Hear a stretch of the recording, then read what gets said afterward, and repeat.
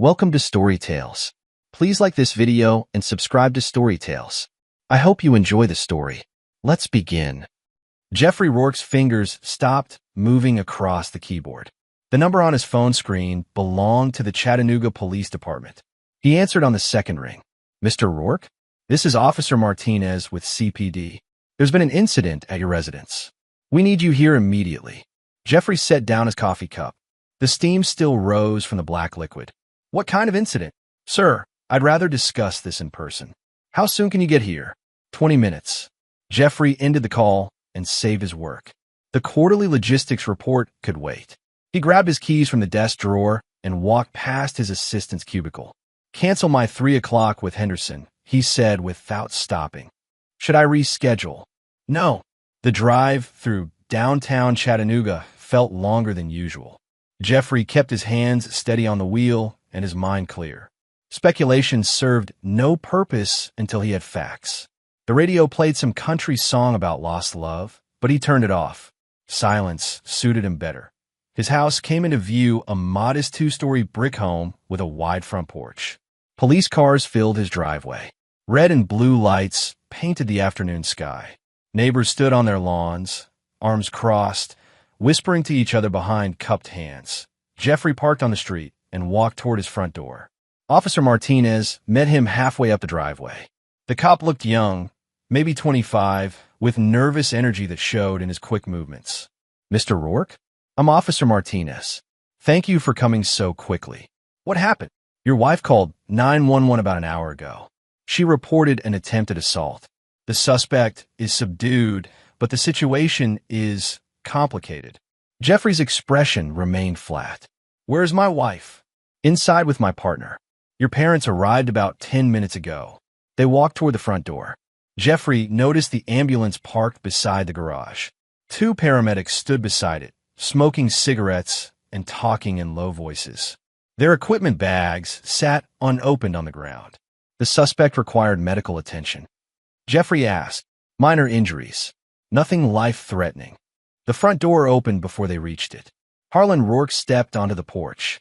Jeffrey's father wore his work clothes blue jeans and a flannel shirt stained with motor oil. His weathered face showed no emotion, but his eyes held a warning. Son, Dad, your mother's inside with Jessica. She's pretty shaken up. Jeffrey nodded and followed Officer Martinez into his living room. Jessica sat on the couch, wrapped in a blanket despite the warm afternoon. Her blonde hair fell across her face in messy waves. Margot Rourke sat beside her, rubbing her shoulder in slow circles. Jeffrey. Jessica looked up when he entered. Her eyes were red and swollen. Tears had streaked her makeup. Thank God you're here. He studied her face for 3 seconds before speaking. Are you hurt? No, I'm okay. I'm okay now that you're here. She stood and moved toward him, but something in his posture made her stop. I was so scared. What happened? Jessica glanced at Officer Martinez, then back at Jeffrey. I was in the kitchen making lunch when I heard a noise in the garage. I thought it was you coming home early, so I went to check. She paused and wiped her nose with a tissue. Margot made encouraging sounds from the couch. When I opened the door, this man was inside. He was going through your toolbox, taking things.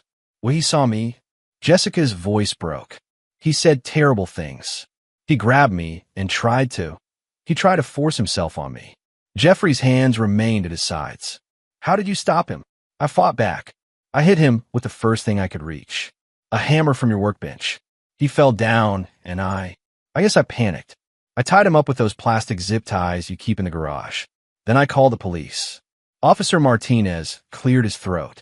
The suspect is unconscious but stable. We're waiting for the detective to arrive before moving him. I want to see the garage, Jeffrey said. Jessica grabbed his arm.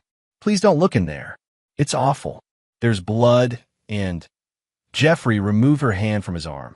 The motion was gentle but firm. Officer Martinez, show me the garage. Sir, it might be better to wait for. Show me the garage. They walked through the kitchen and out the back door. The garage sat 20 feet from the house, connected by a concrete walkway. Jeffrey had built it himself 5 years ago when they moved in. It served as his workshop and storage area for the business. Officer Martinez opened the side door. We haven't disturbed the scene much. Just check the suspect's vitals and secure the area. Jeffrey stepped inside and surveyed the space. The man lay on his back near the workbench, unconscious.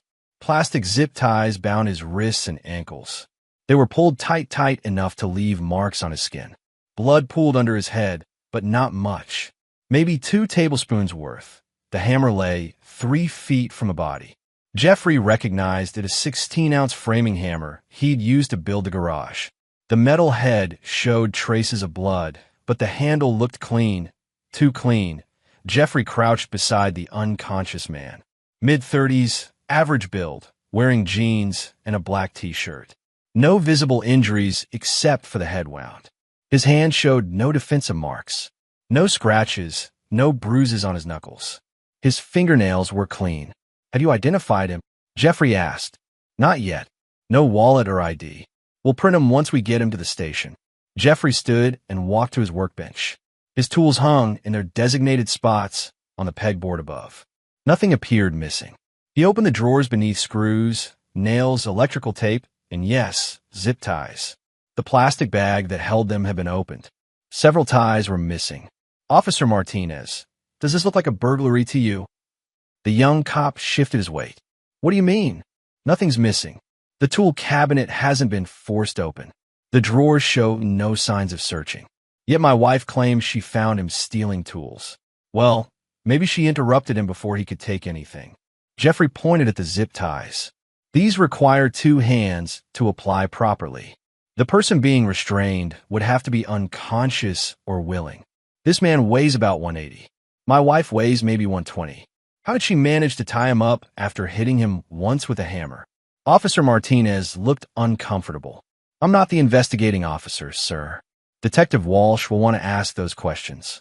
Jeffrey nodded and walked back to the unconscious man. Something nagged at him, a familiarity he couldn't place. The man's face seemed almost recognizable, like someone glimpsed in passing. When will Detective Walsh arrive? Should be here within the hour. They returned to the house. Jessica looked up hopefully when Jeffrey entered the living room, but her expression fell when she saw his face. Did you get a good look at him? Jeffrey asked. What do you mean? The man in the garage. Had you seen him before today? Jessica's eyes darted to Margot, then back to Jeffrey. No, never. He was a complete stranger. You're certain? Yes, of course I'm certain. Why would you ask that? Jeffrey sat in the chair across from the couch. No reason. Just making sure I have the facts straight. The room fell silent except for the ticking of the mantel clock and the murmur of voices from outside. Jessica twisted the blanket in her hands. Margot watched Jeffrey with the careful attention of someone trying to read a dangerous animal. Harlan entered from the kitchen carrying a glass of water. Detective's here, he announced. Detective Walsh introduced herself as a 20-year veteran with graying hair and intelligent eyes. She spent an hour interviewing Jessica, asking the same questions Officer Martinez had asked, plus a dozen more. Jeffrey listened without commenting. When the detective finished, she asked Jeffrey to step outside for a private conversation. Your wife's story is consistent, Detective Walsh said, but I have some concerns about the physical evidence, such as the zip ties for one. Takes practice to apply them that tight under stress. And the hammer has no fingerprints on the handle. Someone wiped it clean. Jeffrey waited for her to continue. I'm not saying your wife is lying, Mr. Rourke, but something feels off about this whole situation. I'd like to keep the garage sealed as a crime scene for a few more days while we investigate. Do what you need to do, Jeffrey said. One more thing. We'll need a formal statement from you tomorrow at the station. Just routine questions about your relationship with your wife, any problems at home, that sort of thing. I'll be there. Detective Walsh handed him her card and left with Officer Martinez. The ambulance took the unconscious man to the hospital under police guard. The neighbors gradually dispersed as the excitement died down. By evening, only family remained. Harlan and Margot sat at the kitchen table, speaking in low voices. Jessica had gone upstairs to shower and change clothes. Jeffrey stood alone in the living room, staring out the front window at his garage. Something was wrong. Every instinct told him so. Jessica's story had holes big enough to drive a truck through, but she'd stuck to it without variation. that suggested either truth or careful preparation. Jeffrey didn't believe in coincidences. A stranger breaks into his garage in the middle of the day, when his wife happens to be home alone. The stranger leaves no sign of forced entry or attempted theft. The stranger attacks his wife but inflicts no injuries on her while receiving precise, non-fatal damage himself.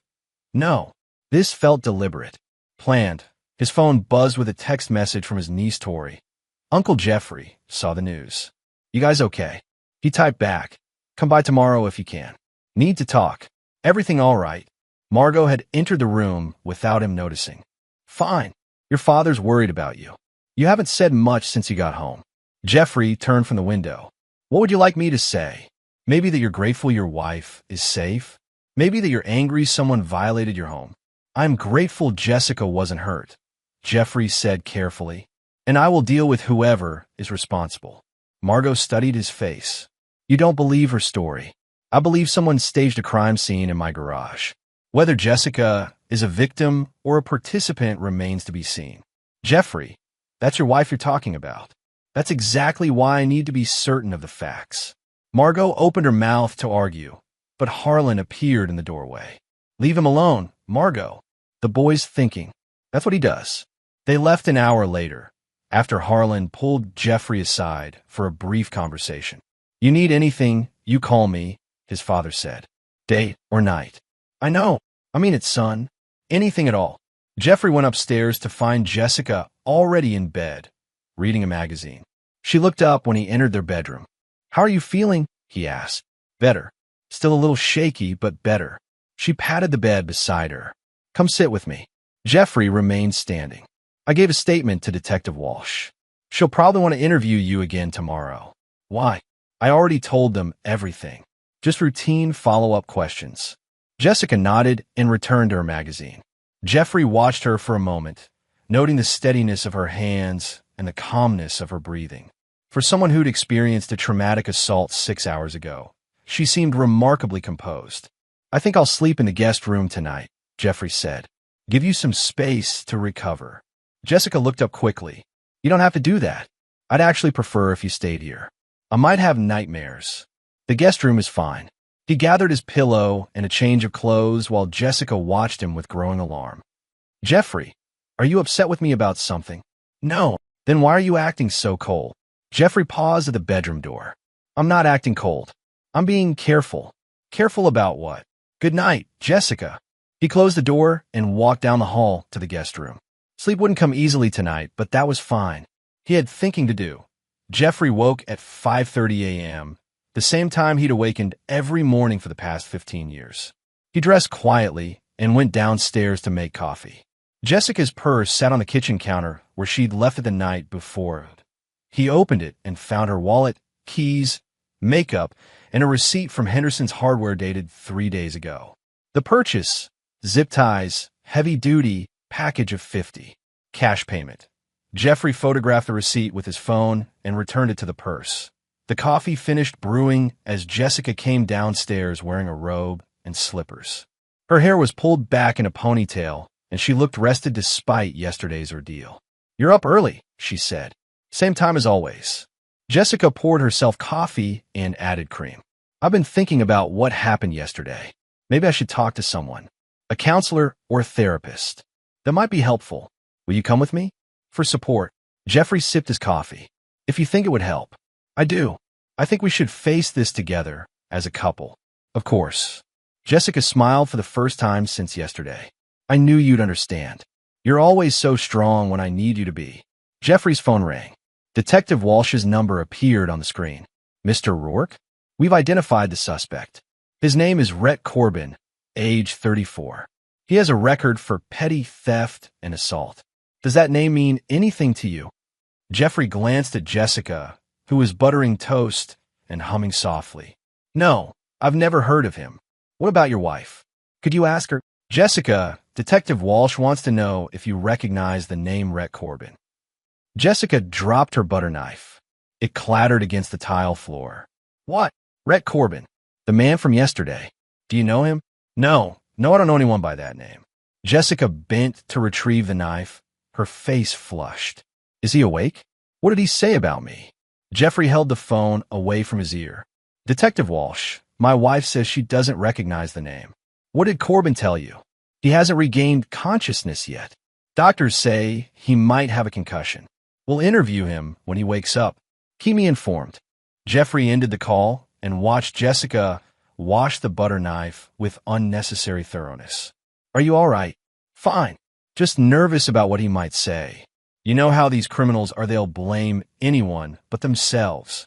I'm sure Detective Walsh will sort out the truth. Yes, of course she will. Jeffrey finished his coffee and checked his watch. I need to go to the office for a few hours. Will you be okay here alone? Panic flashed across Jessica's face. Alone? But what if he has friends? What if they come looking for him? The police have been watching the house all night. You're safe. Still, I'd rather not be by myself. Maybe I could come with you to the office. I have sensitive client meetings today. It wouldn't be appropriate. Jessica bit her lip. Then maybe I'll visit my sister in Nashville. Just for the day. Good idea. The change of scenery might help. Yes, that's what I'll do. I'll drive up this morning and come back tonight. Jeffrey kissed her forehead. Drive carefully. He left Jessica packing a bag and drove to his office building downtown. Rourke Logistics occupied the third floor of a converted warehouse overlooking the Tennessee River. Jeffrey had started the company 8 years ago with a single truck and a business loan. Now he employed 37 people and managed supply chains for manufacturers across the Southeast. Shelby Crawford, his chief financial officer, was already at her desk when Jeffrey arrived. She was 45, divorced, and had the financial instincts of a bloodhound. Jeffrey trusted her judgment more than anyone's except his father's. Morning, boss. Heard about the excitement at your house yesterday. News travels fast. Small town. Plus, my neighbor's cousin works dispatch for CPD. Shelby followed Jeffrey into his office. Want to talk about it? Jeffrey closed the door and told Shelby everything: Jessica's story, the crime scene, Detective Walsh's concerns, and the receipt he'd found that morning. Zip ties purchased 3 days ago, Shelby repeated. That's pretty damning circumstantial evidence. It could be coincidental. Jeffrey, you don't believe in coincidences any more than I do. Shelby leaned forward in her chair. What's your gut telling you? That someone set up an elaborate scene yesterday, and Jessica is either a victim or a co-conspirator. Which do you think is more likely? Jeffrey considered the question carefully. A week ago, I would have said victim without hesitation. But Jessica has been acting strange lately. Secretive phone calls, unexplained absences, mood swings.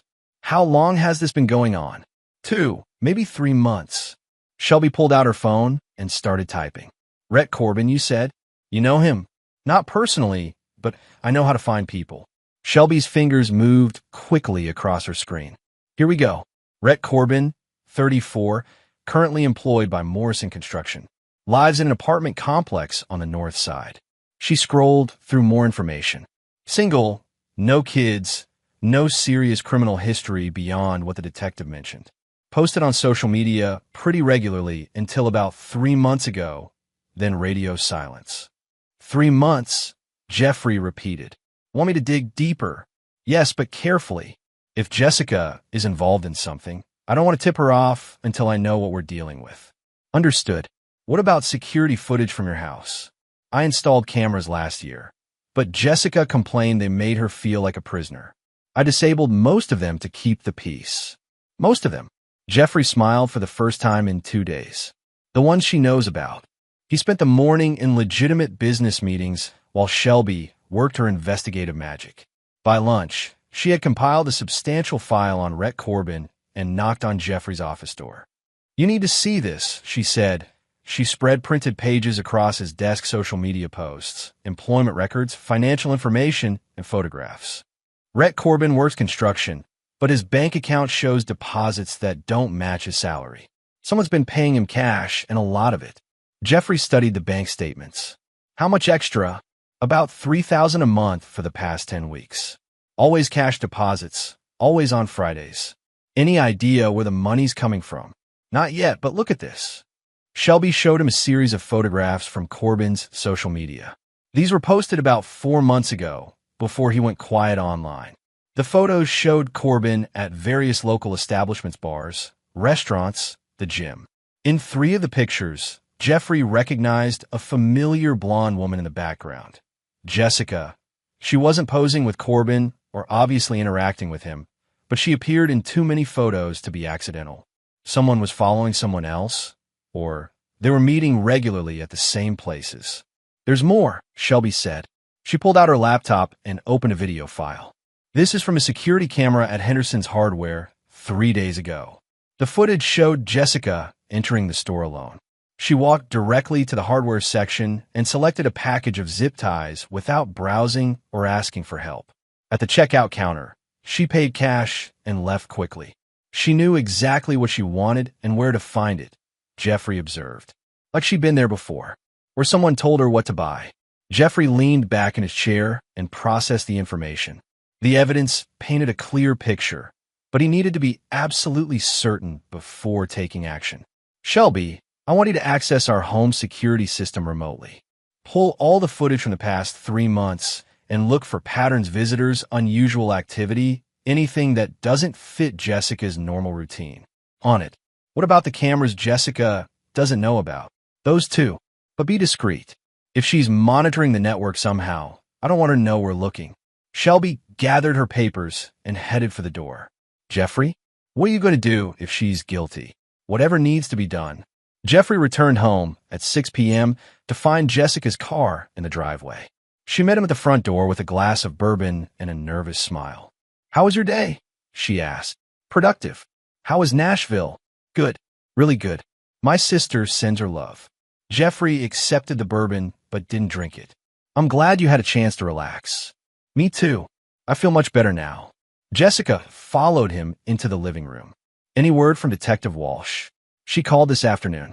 Rhett Corbin is awake and talking. Jessica's hand trembled slightly as she raised her wine glass. What did he say?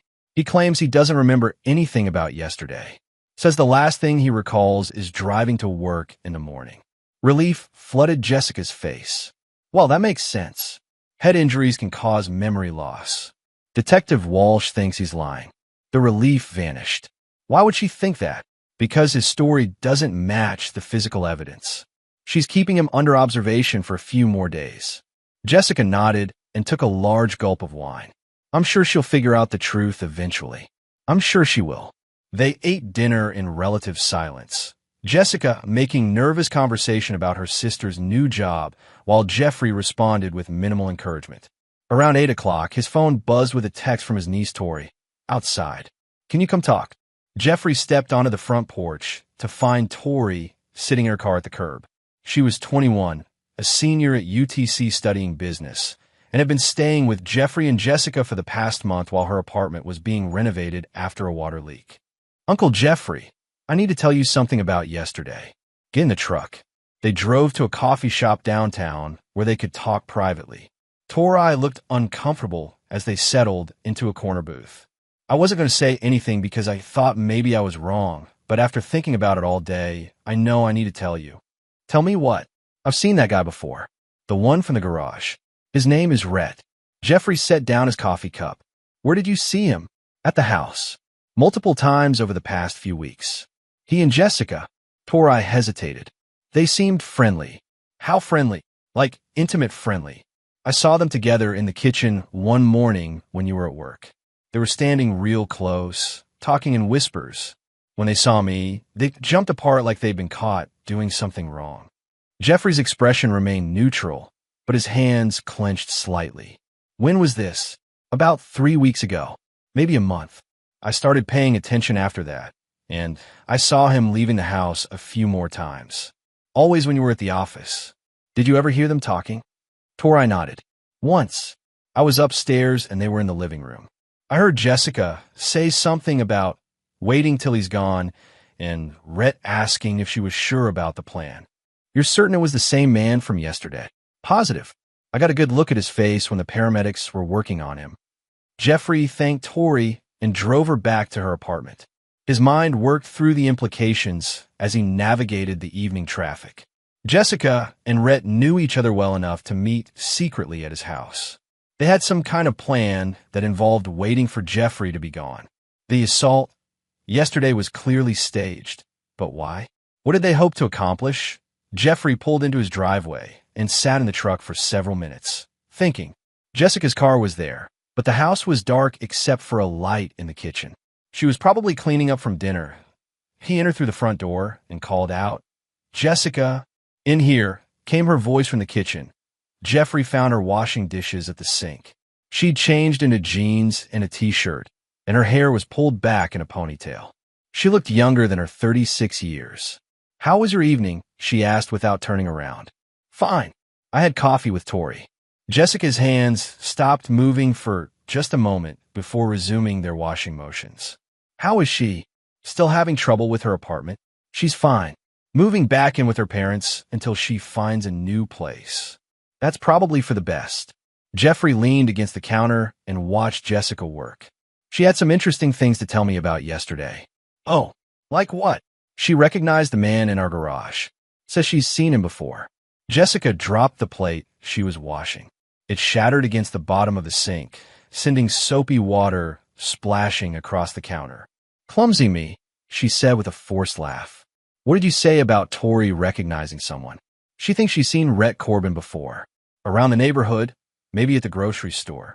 You know how it is in a small town, everyone looks familiar eventually." Jessica bent to pick up the larger pieces of broken plate. "Yes, that's probably it. I might have seen him around too, now that I think about it." "Really? Where?" "I'm not sure. Maybe at the gas station or the bank. Somewhere mundane like that."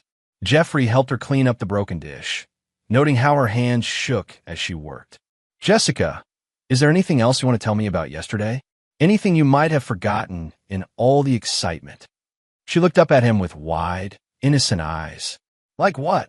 "I don't know. Sometimes traumatic events can affect memory. Details get confused or left out." "No, I think I told the police everything." "Why?" "Just making sure. Detective Walsh might have more questions when Rhett Corbin's memory returns." "If his memory returns." "When?" Jeffrey corrected. "Head injuries like his usually resolve within a few days." Jessica finished cleaning and dried her hands on a dish towel. "I think I'll take a bath and go to bed early. It's been a long day." She kissed Jeffrey's cheek and headed upstairs. He waited until he heard the bathroom door close and water running, then went to his home office and locked the door. His computer connected to the hidden security system he'd installed without Jessica's knowledge. The cameras were small, wireless, and positioned to capture key areas of the house: the front and back entrances, the garage, and the living room. Jeffrey pulled up the footage from the past month and began scrolling through it at high speed. Most of it was routine Jessica's normal daily activities, deliveries, the occasional visit from neighbors or repair technicians. But there were other visits. Visits from Rhett Corbin. Jeffrey found the first one dated 3 weeks ago. Rhett arrived at 10:15 a.m., 30 minutes after Jeffrey left for work. Jessica let him in through the front door, and they talked in the living room for 20 minutes before moving to the kitchen, where the camera couldn't see them. More visits followed. Always in the morning, always when Jeffrey was at work, always lasting between 30 minutes and 2 hours. The body language between Jessica and Rhett grew more familiar with each visit. By the most recent recording, they were touching casually his hand on her shoulder, her fingers brushing his arm. Jeffrey fast-forwarded to yesterday morning. At 9:40 a.m., 20 minutes after Jeffrey left for work, Rhett Corbin entered through the front door. Jessica was waiting for him. They talked briefly in the living room, then walked toward the garage together. The garage camera showed them entering the workspace. They stood close together, examining something on the workbench, the zip ties. Jessica picked up the hammer and handed it to Rhett. He set it down carefully on the bench, then lay down on the floor near the toolbox. Jessica knelt beside him and applied the zip ties to his wrists and ankles, pulling them tight. Rhett remained still throughout the process, occasionally saying something that made Jessica nod. When the restraints were secure, Jessica picked up the hammer again. She raised it above her head, aimed carefully, and brought it down on Rhett's skull with controlled force. Not hard enough to kill, but hard enough to cause bleeding and unconsciousness. Rhett went limp immediately. Jessica wiped the hammer handle clean with a rag, then positioned it on the floor near Rhett's body. She stood back and surveyed the scene, adjusting details until everything looked natural. Then she returned to the house and called 911. Jeffrey saved the video files to an encrypted drive and leaned back in his chair. The evidence was undeniable. Jessica and Rhett had staged the entire assault, but he still didn't understand their motivation. He opened Jessica's laptop, which she'd left on the desk beside his computer. She used the same password for everything their wedding anniversary, 052018. The screen displayed her email inbox. Jeffrey scrolled through recent messages and found several from an account he didn't recognize. rgc2024@gmail.com. Rhett's initials, probably. The emails painted a clear picture of their relationship and their plan. From RGC2024. Are you sure he'll take the bait? This only works if he reacts the way you think he will. From Jessica. Trust me, Jeffrey's predictable. He'll want to handle this himself instead of going to the police. That's when we spring the real trap. From RGC2024. And you're certain about the insurance paperwork? From Jessica. Filed last week. If anything happens to him, I get everything. The business, the house, the policies. All of it. From RGC2024. What if he finds out about us? From Jessica. He won't. Jeffrey thinks he's so smart, but he's blind when it comes to people. He sees what he wants to see. The final email was sent yesterday morning, 2 hours before the staged assault. From Jessica. Today's the day. Stick to the plan, and by tonight, we'll be halfway to having everything we want. Jeffrey printed the emails and saved them to his encrypted drive. The picture was complete now. Jessica and Rhett were having an affair and planning to frame Jeffrey for something assault, attempted murder, or worse. Jessica had changed the insurance beneficiaries to herself and filed paperwork suggesting Jeffrey was mentally unstable. Their plan was simple: stage an assault that would provoke Jeffrey into vigilante justice against Rhett. When Jeffrey attacked Rhett in revenge, Jessica would claim domestic violence and have Jeffrey arrested or committed. With Jeffrey out of the way, she would inherit his business and life insurance. It was a good plan. It might have worked against a different man, but Jessica had made one critical error. She'd underestimated her husband's capacity for patience. Jeffrey closed the laptop and deleted his browsing history. Upstairs, he could hear water draining from the bathtub. Jessica would be in bed soon, probably sleeping peacefully despite her lies. He opened his phone and typed a message to Shelby. I have what we need. Tomorrow we start building the case. Then he climbed the stairs to the guest bedroom and began planning his wife's destruction. Jeffrey woke before dawn and dressed quietly in the guest room. He could hear Jessica moving around the master bedroom, opening drawers, running water in the bathroom sink. She was getting ready for another day of deception. He went downstairs and started coffee, then stepped outside to retrieve the morning paper. The story about yesterday's assault had made the local section. Local woman fights off home intruder. The article portrayed Jessica as a brave victim who defended herself against a dangerous criminal. Jessica appeared in the kitchen wearing a blue dress and heels. You're up early again. Same time as always. She poured coffee and added cream, humming softly as she worked. For someone whose life had been threatened yesterday, she seemed remarkably cheerful. I called in sick to work today, she announced. Thought I'd take another day to recover. Jeffrey nodded and folded the newspaper. That's probably wise. Maybe we could do something together? Lunch somewhere nice. I have meetings all day. Jessica's smile faltered slightly. Of course you do. Work always comes first. The Henderson account won't manage itself. No, I suppose it won't. Jessica stirred her coffee with unnecessary force. Sometimes I wonder if you'd even notice if I disappeared. Jeffrey looked up from his paper. What do you mean? Nothing. Just feeling a bit neglected lately. If you need more attention, Jessica, all you have to do is ask. I shouldn't have to ask. Husbands should want to spend time with their wives. Jeffrey folded his napkin and stood. I'll try to come home early today. Will you really? If possible. Jessica brightened. That would be wonderful. I'll make your favorite dinner. Jeffrey kissed her forehead and left for work, noting how she relaxed once he was gone. She probably planned to contact Rhett as soon as Jeffrey's truck disappeared around the corner. To the office, Shelby was waiting with fresh intelligence. She'd spent the evening researching Jessica's activities and had uncovered several interesting details. "Your wife has been busy," Shelby said, spreading documents across Jeffrey's desk. 3 weeks ago, she visited a lawyer downtown, Thompson, Westbrook and Associates. They specialize in family law and estate planning. Did you find out what they discussed? Officially? No. Unofficially, my contact at the firm says Jessica asked about divorce proceedings and asset distribution in cases involving mental incapacity. Jeffrey studied the legal documents Shelby had obtained. She wanted to know how to take everything in a divorce, not just a divorce. She asked specifically about scenarios where a spouse becomes mentally incompetent or dangerous. The lawyer explained procedures for emergency guardianship and involuntary commitment. And the insurance changes? Shelby produced another set of documents. Filed 2 weeks ago, Jessica changed the beneficiary on your life insurance from spouse and estate to Jessica Rourke, sole beneficiary. She also increased the death benefit from $500,000 to $2 million. $2 million. Jeffrey whistled softly. That's a significant motive for murder. It gets worse. She applied for a business loan using the company as collateral, claiming she needed working capital for expansion. The loan officer turned her down because she's not an authorized signatory on the business accounts. Jeffrey leaned back in his chair. The scope of Jessica's planning impressed him. She'd covered multiple angles: divorce, incapacitation, death, and business acquisition. No matter how events unfolded, she positioned herself to profit. "There's one more thing," Shelby said. "I tracked down Rhett Corbin's employment records.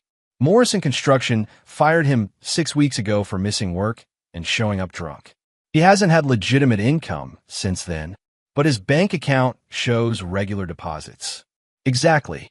Someone's been paying him to do something, and it wasn't construction work.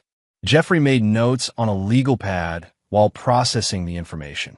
"Shelby, I need you to do something that might be legally questionable."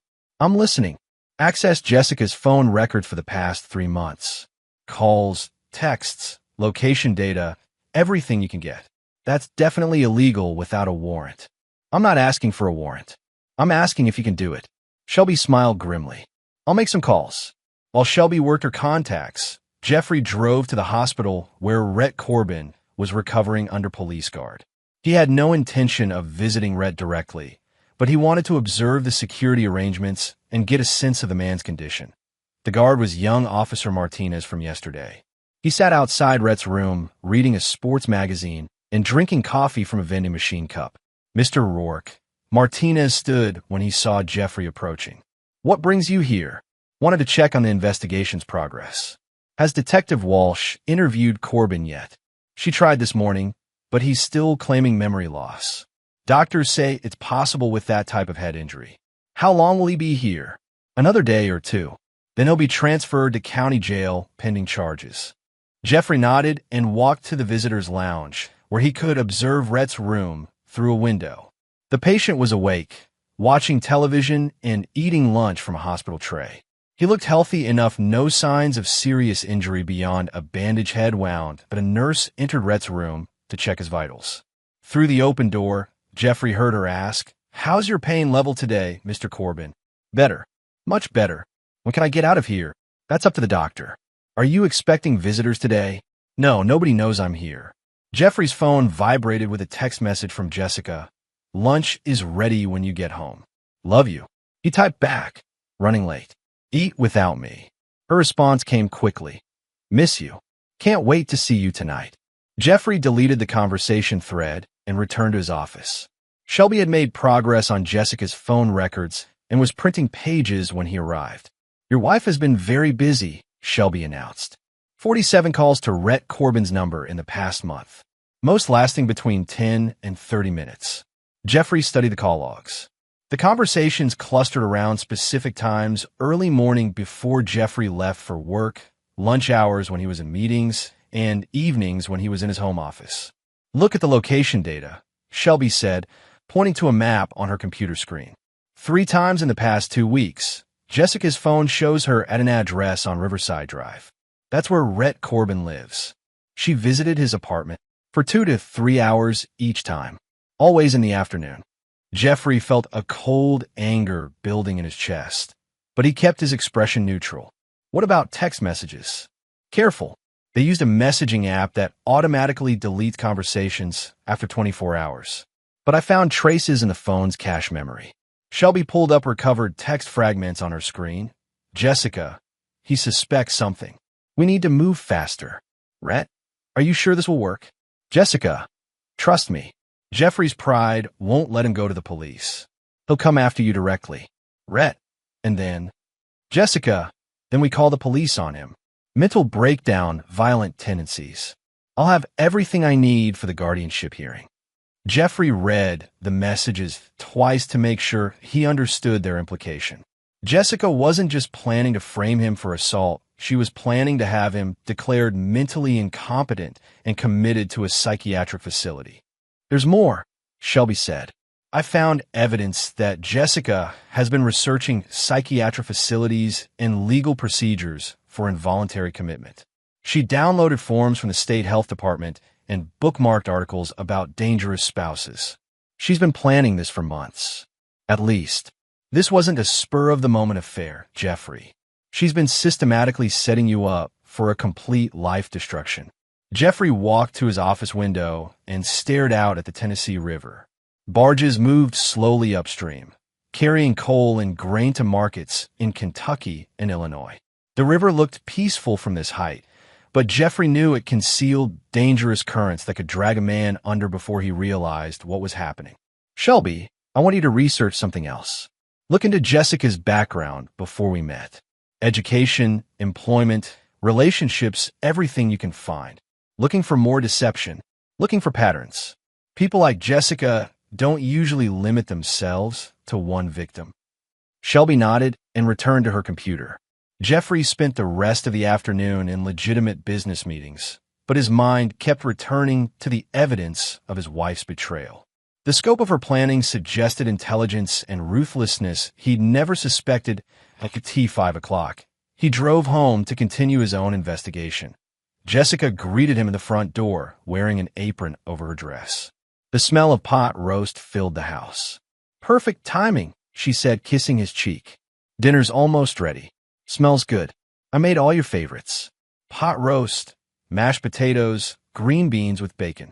Jeffrey washed his hands and joined Jessica at the kitchen table.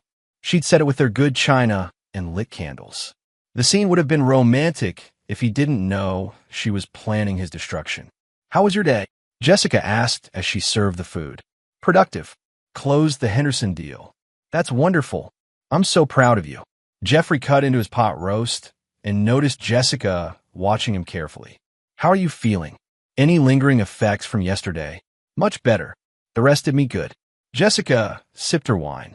I've been thinking about what happened, trying to remember more details that might help the police. Such as, well, I keep thinking that man Rhett Corbin seemed familiar somehow. Like maybe I'd seen him before. Jeffrey paused with his fork halfway to his mouth. Oh, I wonder if he'd been watching the house, learning our routines. You know how criminals do that before they strike. It's possible. Maybe you should ask Detective Walsh to check if there have been other break-ins in the neighborhood. This might not have been random. Jeffrey admired the smoothness of her suggestion. Jessica was planting seeds for her next move, portraying Rhett as a dangerous stalker who posed an ongoing threat to their safety. That's a good idea, Jeffrey said. I'll mention it to her tomorrow. Jessica smiled and refilled his wine glass. I'm just glad you're being so supportive. Some husbands might blame their wives for attracting that kind of attention. Why would I blame you? I don't know. Victim blaming is common in assault cases. The woman must have done something to provoke the attack. Jeffrey set down his fork and looked directly at Jessica. Do you think you did something to provoke Rhett Corbin? No, of course not. I'd never seen him before yesterday. You're certain? Absolutely certain. Jeffrey nodded and returned to his dinner. Jessica had just lied to his face with perfect composure. The woman across from him was a stranger, a dangerous stranger who'd been sharing his bed and planning his ruin for months. After dinner, Jessica suggested they watch a movie together. Jeffrey agreed, and they settled onto the couch with a bottle of wine. Jessica chose a romantic comedy, something light, to help them both forget yesterday's trauma. Halfway through the movie, Jeffrey's phone buzzed with a text from Tori. "Can you come get me? Car won't start. I need to pick up Tori," Jeffrey told Jessica. "Her car died. Poor thing. Bring her back here if she wants. I'll make hot chocolate." Jeffrey drove to Tori's apartment complex and found her waiting in the parking lot beside a 10-year-old Honda with its hood raised. "Thanks for coming, Uncle Jeffrey. I think it's the alternator. Get in. We'll deal with it tomorrow." As they drove toward his house, Jeffrey made a decision. He needed an ally inside his home, someone who could observe Jessica's behavior and document anything suspicious. "Tori, I need to ask you something, and I need you to keep it completely confidential." "Okay, how would you feel about moving back in with Jessica and me for a while? Just until you find a new apartment?" Tori looked surprised. "Are you sure? I don't want to intrude, especially after what happened yesterday." "You wouldn't be intruding. In fact, your presence might help Jessica feel safer. If you're sure it's okay, I'd love to. Staying with my parents is driving me crazy." "Good. You can move in tomorrow." They returned to find Jessica in the kitchen making hot chocolate as promised. She welcomed Tori warmly and fussed over her car troubles, offering to call a mechanic in the morning. "Actually," Jeffrey said, "I invited Tori to stay with us for a while, until she finds a new apartment." Jessica's smile flickered for just a moment before returning to full brightness. "What a wonderful idea. It'll be like having a younger sister around." "Are you sure?" Tori asked. "I don't want to impose." "Not at all. We have plenty of space, and I could use the company when Jeffrey's working late." They spent the next hour making plans for Tori's move while drinking hot chocolate and finishing the movie. Jessica played the perfect hostess, warm, welcoming, and genuinely excited about having house guests. But Jeffrey noticed how often Jessica's eyes darted to her phone and how she excused herself twice to use the bathroom, staying away long enough to make a phone call. After Tori left for her parents' house, Jessica and Jeffrey went upstairs together. In the bedroom, Jessica began undressing with deliberate sensuality. "It's been a stressful few days," she said, unbuttoning her dress slowly. "Maybe we could reconnect tonight." Jeffrey watched her performance with detached interest. "I'm tired, Jessica. Tomorrow night." Disappointment flashed across her face. "Of course. You've been under a lot of stress, too." Jeffrey kissed her forehead and gathered his clothes for another night in the guest room. "Jeffrey, yes, I love you. You know that, right?" "I know what you've told me." Jessica's eyes narrowed slightly at his phrasing, but she forced another smile. "Sleep well." In the guest room, Jeffrey reviewed the day's discoveries. Jessica's deception ran deeper than he'd initially suspected. She wasn't just unfaithful, she was actively planning his destruction through legal and psychological manipulation. But she'd made several critical errors. She'd underestimated his intelligence, overestimated his predictability, and failed to account for his capacity for patient observation. Tomorrow, Jeffrey would begin implementing his own plan. Jessica wanted to destroy his life. He would give her a masterclass in how destruction was really done. Tori moved in the next morning while Jeffrey was at work, and Jessica was allegedly running errands. By the time Jeffrey returned home for lunch, Tori had settled into the spare bedroom, and Jessica was playing the gracious hostess. "I picked up groceries for all of Tori's favorites," Jessica announced, showing off bags of snack foods and frozen meals. "And I cleared out half the hall closet for her clothes."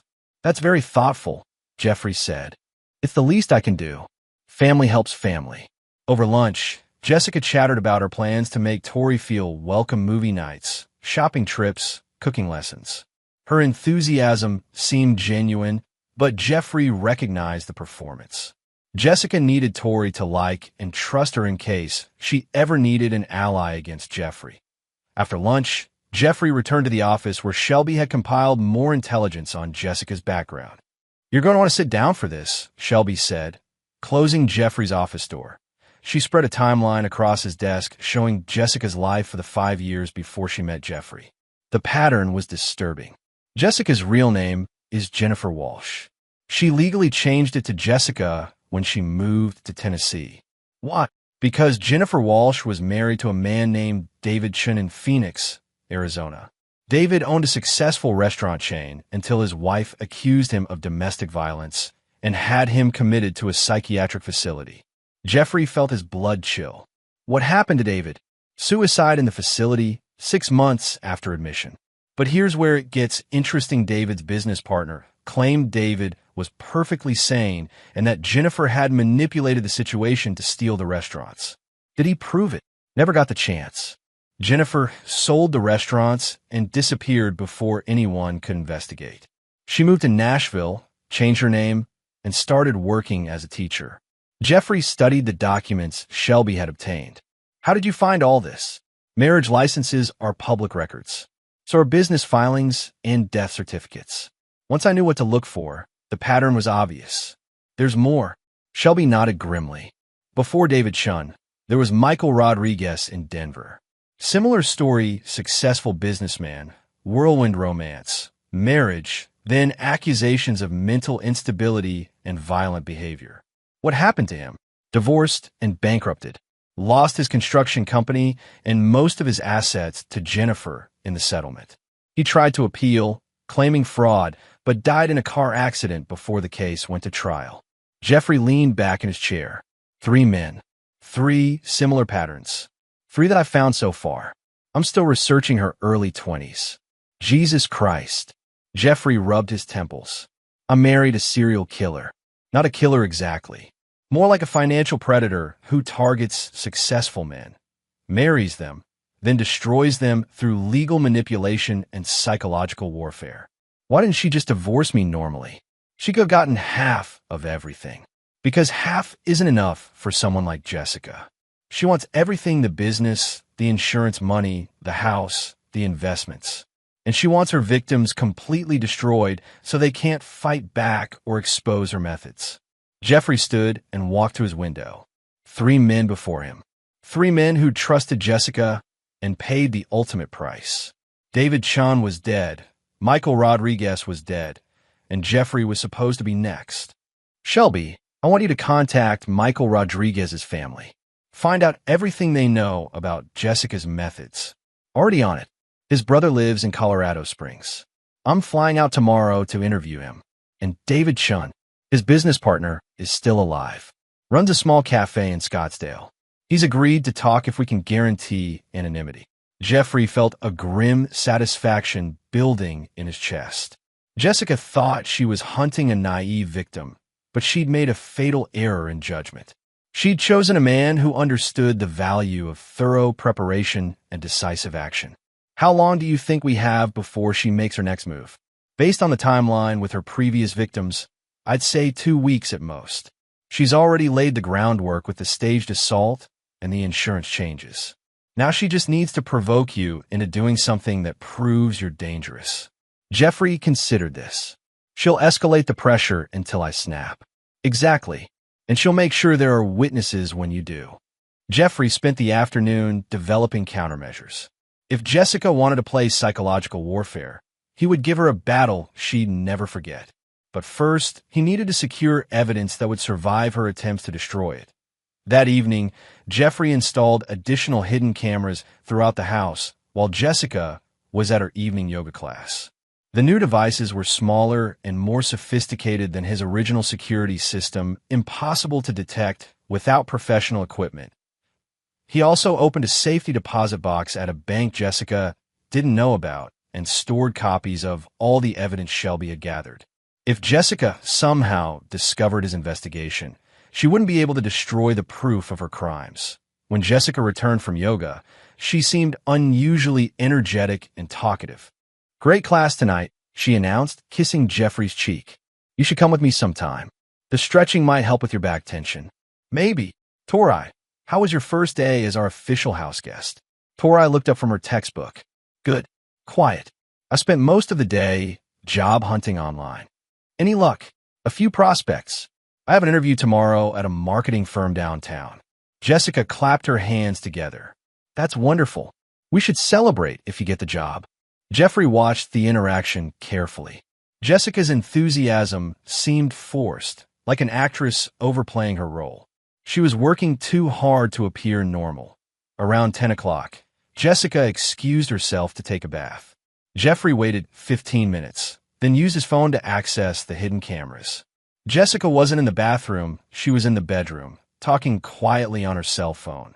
Jeffrey activated the audio feed and listened to her side of the conversation. No, he doesn't suspect anything. He's being supportive and caring, just like I predicted. Pause. The niece is a problem. She's too observant. We might need to adjust the timeline. Pause. I know it's risky, but we can't wait much longer. Jeffrey's not stupid if we give him too much time. He might figure things out. Pause. Tomorrow night, after Tori goes to her interview, I'll stay home with Jeffrey and push his buttons until he loses control. Pause. Trust me, Rhett. I know exactly how to make him snap. Jessica ended the call and deleted the number from her phone's history. Then she ran water in the bathtub to maintain her cover story. Jeffrey saved the audio recording and returned to the living room where Tori was studying. How's the homework? Marketing research project. Pretty boring. Tori looked around to make sure Jessica couldn't hear them. Uncle Jeffrey, can I ask you something? Sure. Is everything okay between you and Jessica? She seems different since the break-in. Jeffrey considered how much to tell his niece.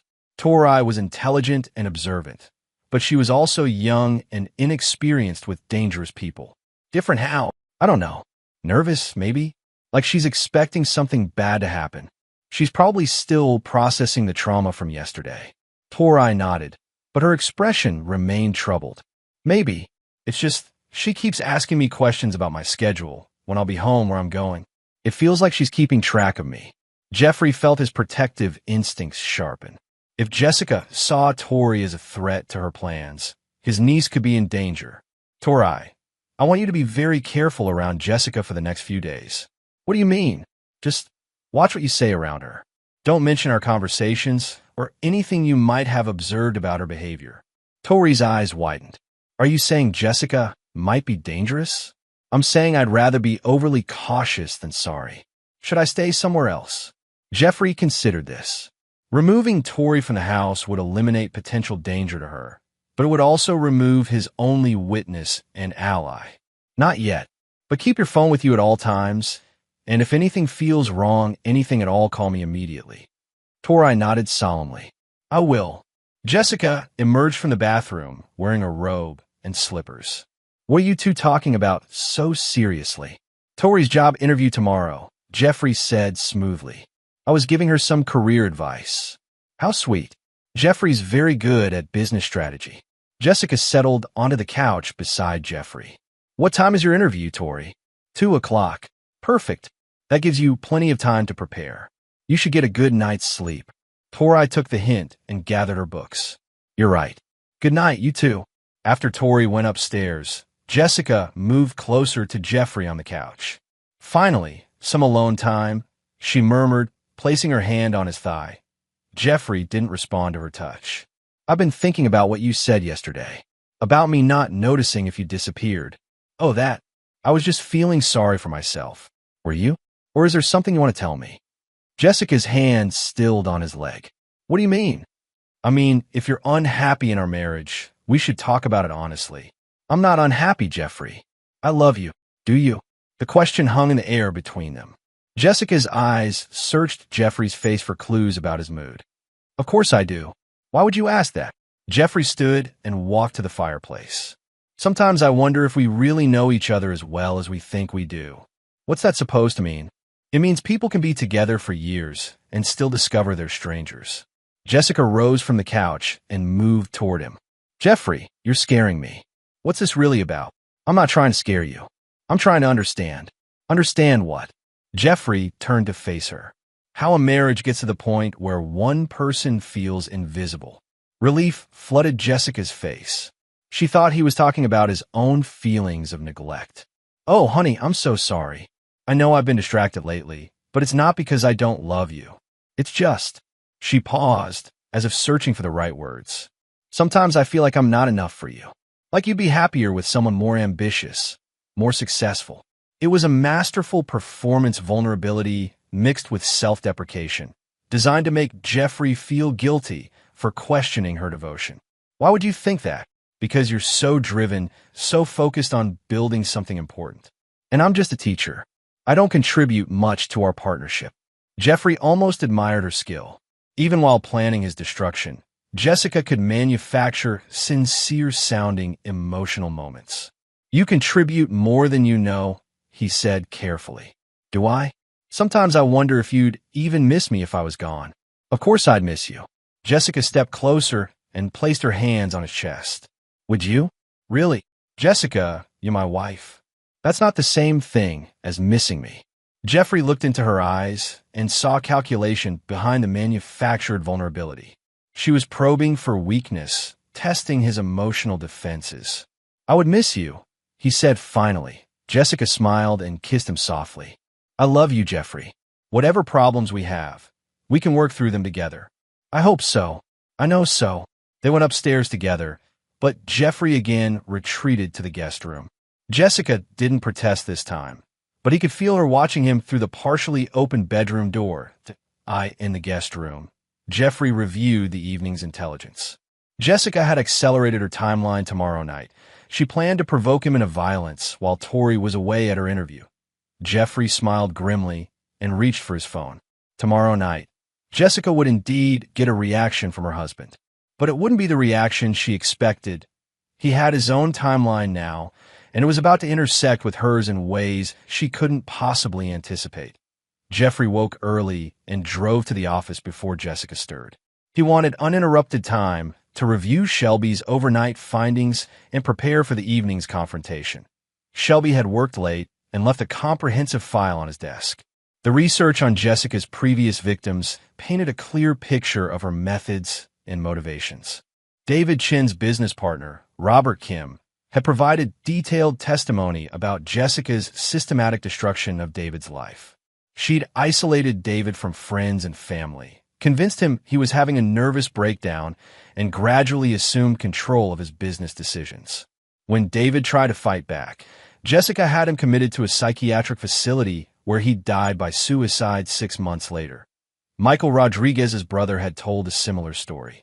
Jessica had married Michael after a 6-month courtship, then spent 2 years undermining his confidence and sabotaging his business relationships.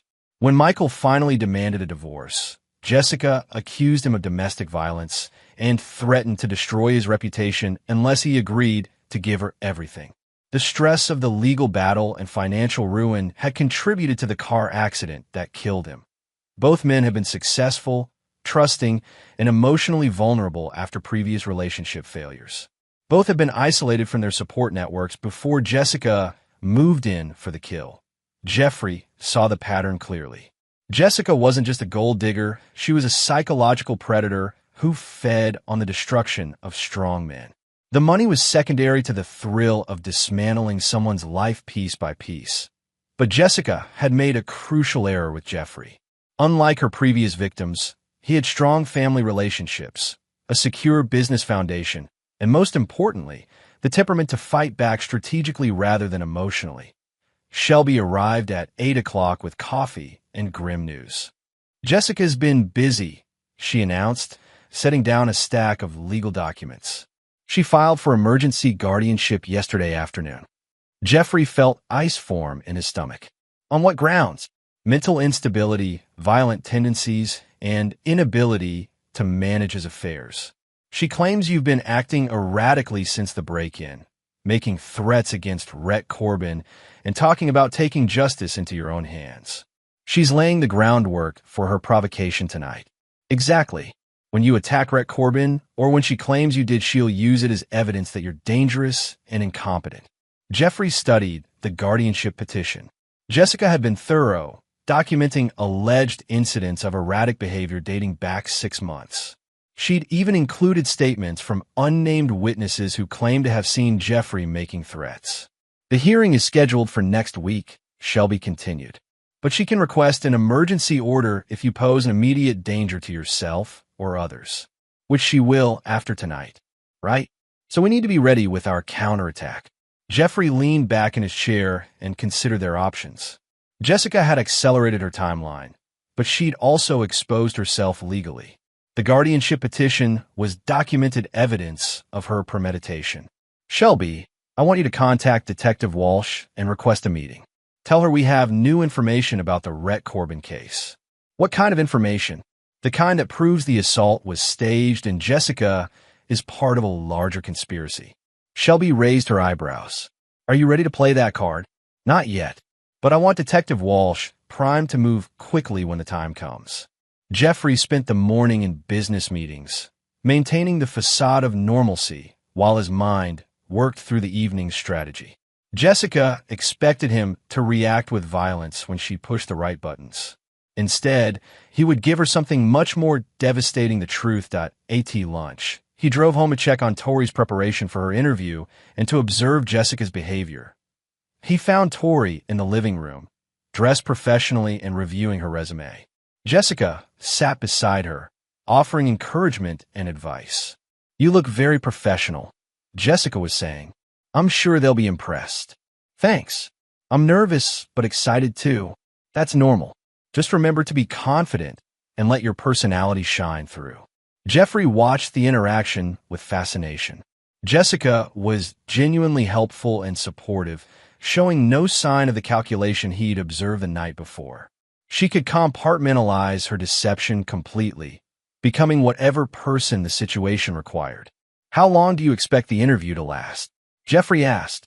Probably an hour, Tori replied. But I thought I'd explore the downtown area afterward, maybe grab dinner somewhere nice. Excellent idea, Jessica said quickly.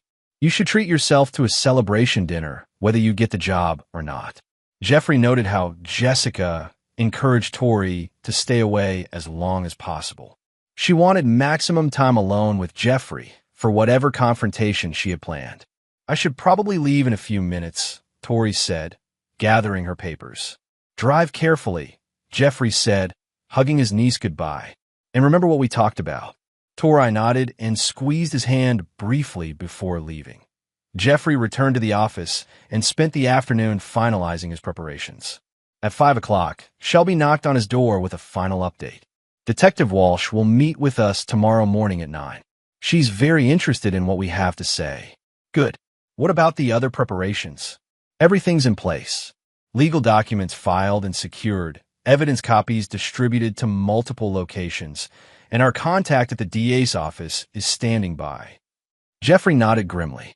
Then let's go finish this. He drove home through late afternoon traffic, noting the beauty of Chattanooga's autumn landscape. The leaves were turning gold and red along the riverfront, and the air carried the crisp promise of winter. It was the kind of evening he would have enjoyed under different circumstances. Jessica greeted him at the front door, wearing a sundress and an apron. The smell of his favorite dinner, grilled steaks and roasted vegetables, filled the house. Perfect timing, she said, kissing his cheek.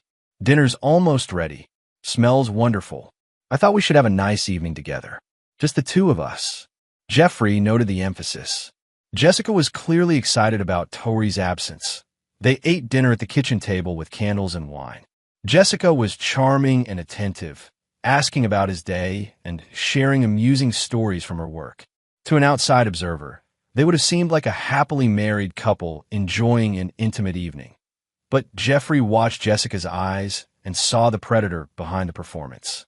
She was building towards something, laying emotional groundwork for whatever manipulation she had planned. After dinner, Jessica suggested they sit on the back porch with a bottle of wine. The evening was warm despite the season, and the backyard was private and peaceful. This is nice, Jessica said, settling into the porch swing beside Jeffrey. We don't spend enough quiet time together. No, we don't. I've been thinking about what you said yesterday, about wondering if we really know each other. Jeffrey sipped his wine and waited for her to continue. I think you're right. We've gotten comfortable. Maybe too comfortable. We don't really talk anymore, not about important things. What would you consider important? Jessica turned to face him. Our future. What we want from life, from each other. What do you want, Jessica? I want us to be happy. Really happy, not just content. And you don't think we're happy now? Jessica hesitated, as if choosing her words carefully. I think we're settled. But settling isn't the same as being fulfilled. Jessica hesitated, as if choosing her words carefully. I think we're settled. But settling isn't the same as being fulfilled. Jeffrey recognized the setup. Jessica was creating emotional distance, making him question their relationship so her eventual betrayal would seem justified. "Are you fulfilled?" he asked. "Honestly? No, not completely. What's missing?" Jessica stood and walked to the porch railing, wine glass in hand. "Passion, I guess. Adventure. The feeling that we're building something amazing together instead of just going through the motions. The business is something amazing. The business is yours, Jeffrey. I'm just along for the ride. You could be more involved if you wanted." Jessica turned back to him with sudden intensity. "Could I? Really? Or would you just give me busy work while you make all the real decisions?" Jeffrey felt the conversation shifting toward confrontation. This was Jessica's opening move. "What would you want to do?" "I don't know. Maybe help with strategic planning or expansion decisions. Something that makes me feel like an equal partner instead of just a wife. You've never expressed interest in the business before, because you've never asked what I wanted." The flash of anger in Jessica's voice felt genuine, but Jeffrey knew it was calculated. She was building toward an emotional explosion that would justify whatever came next. "I'm asking now." Jessica laughed bitterly. "Now? After 8 years of marriage, you're asking now? Better late than never. Is it? Or is it too late?" Jeffrey set down his wine glass and studied his wife's face. "What are you really saying, Jessica?" "I'm saying maybe we made a mistake. Maybe we rushed into marriage without really knowing each other. Do you want a divorce?" The question hung in the air between them. Jeffrey watched Jessica's reaction carefully, looking for any sign of her true intentions. "I don't know," she said finally. "Maybe, because you're not fulfilled. Because I think we want different things from life." Jeffrey stood and moved closer to her. "What do you want?" "I want to feel alive again. I want passion and excitement and the feeling that anything is possible. And you can't have that with me." Jessica's eyes filled with tears, real or manufactured. Jeffrey couldn't tell. "I don't think so. I think we're too different, too set in our ways." Jeffrey reached out and touched her cheek. "What if I changed?" "People don't really change, Jeffrey. Not at our age." "I could try." Jessica leaned into his touch. "Could you? Really?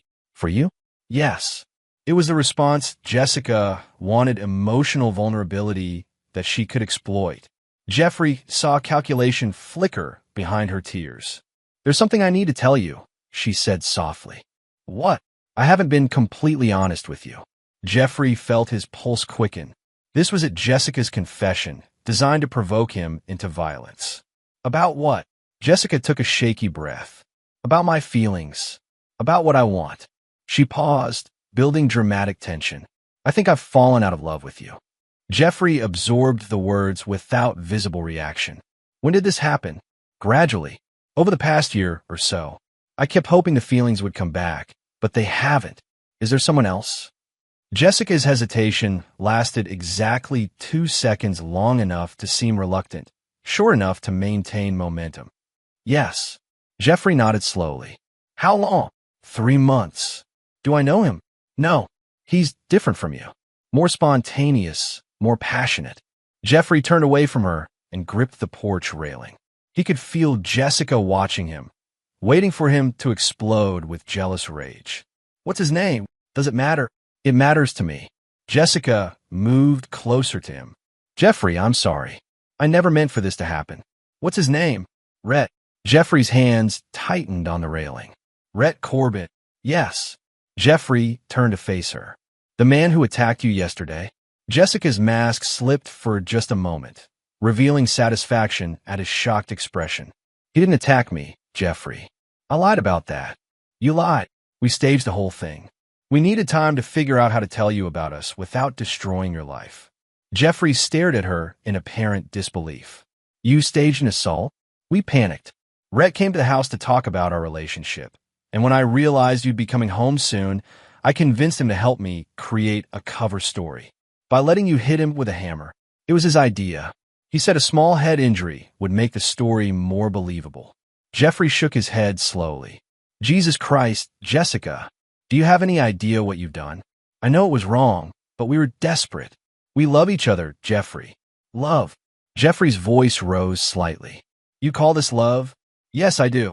You manipulated police, paramedics, and hospital staff. You filed a false police report.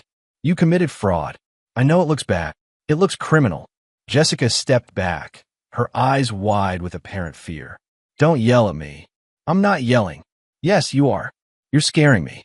Jeffrey realized what Jessica was doing. She was goading him into a violent reaction while positioning herself as the victim. Somewhere nearby, she probably had recording equipment capturing his responses. I'm not going to hurt you, Jessica. Then stop yelling. Jeffrey lowered his voice to a whisper. I'm not yelling now. Good. Can we please talk about this calmly? There's nothing to talk about. You've made your choice. It doesn't have to end our marriage. Lots of couples work through infidelity. Jeffrey almost laughed at her audacity. Work through it. We could try counseling. I'm willing to give up, Rhett, if you're willing to work on our relationship. Give him up, if that's what it takes to save our marriage. Jeffrey studied Jessica's face, marveling at her ability to lie with such conviction. Even now, knowing he discovered her betrayal, she was still manipulating the situation. What about the police investigation? I'll tell them I was confused. Head trauma, emotional shock, I'll think of something. And Rhett, he'll go along with whatever story I tell. Jeffrey nodded slowly. Let me understand this. You're offering to confess to filing a false police report and staging an assault, all to save our marriage. If necessary, yes.